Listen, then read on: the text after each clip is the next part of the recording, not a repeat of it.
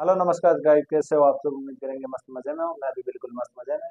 तो आपको पता है कल 26 जनवरी। तो 26 जनवरी के दिन गणतंत्र दिवस के रूप में हम मनाएंगे। और अब की बार 75वां गणतंत्र दिवस समारोह की हार्दिक शुभकामनाएं आपको और आपके परिवार को। तो लगातार आप कंटिन्यू क्लासेस देख रहे हो। उम्मीद करेंगे क्लासेस में आपके समझ में भी आ रही होगी। 10वीं के बाद 9वीं की क्लासेस लेकर आ रहे हैं।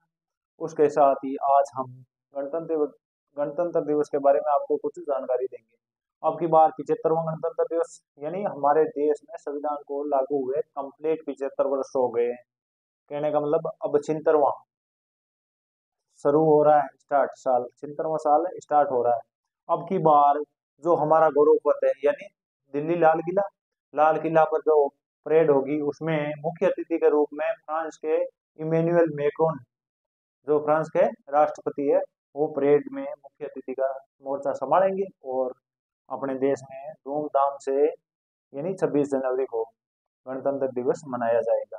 और ये गणतंत्र दिवस के दिन क्या हुआ, जब 26 जनवरी यानी 15 अगस्त 1947 को हमारा देश आजाद हुआ। उसके बाद आजादी तो मिल गई थी, लेकिन वो कहने का मतलब संविधान नहीं बना था। तो उसमें संविधान समिति के अध्यक्ष थे डॉक्टर भीमराव अम्बेडकर। उन्होंने 2 वर्ष 2 वर्ष 11 माह और 18 दिन लगाने के बाद उनको क्या, हमारा देश का संविधान लंबा चौड़ा लिखित संविधान बनकर तैयार हुआ। और उसको कल ही के दिन, यानी 26 जनवरी 1950 के दिन इसको लागू कर दिया गया था। कब लागू किया? 26 जनवरी 1950 के दिन। तो 2 वर्ष 11 माह 18 वर्ष, यानी 18 दिन लगे थे, सॉरी, इसको बनने में। और फिर इसको कम्प्लीटली लागू कर दिया गया था। इसमें हमारे मौलिक अधिकार भी है, मौलिक कर्तव्य भी है, सारा सब कुछ है। लेकिन इनकी पालना अधिकांशतः नहीं हो रही है। समझ आ रहा है? और ये इतना बड़ा लिखित संविधान है, क्या है? लिखित संविधान है। और ये लचीला भी है। ऐसा ही सुनने में आ रहा है कि हमारे भारत देश का संविधान है वो लिखित संविधान है, या बहुत ही लंबा चौड़ा लिखित संविधान है, या लचीला संविधान है। लचीला क्यों कहते हैं? क्योंकि यहाँ पर ज्यादातर क्या है कि कॉम्प्रोमाइज कर लिया जाता है।